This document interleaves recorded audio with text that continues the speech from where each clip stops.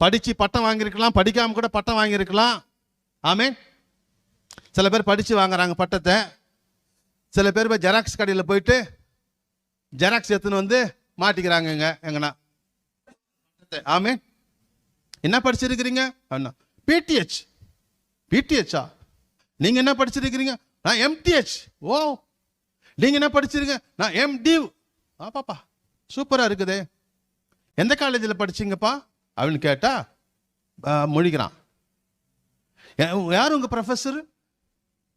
உங்கள் டீச்சர் யாருப்பா கேட்டால் அதுவும் தெரிய மாட்டேங்குது.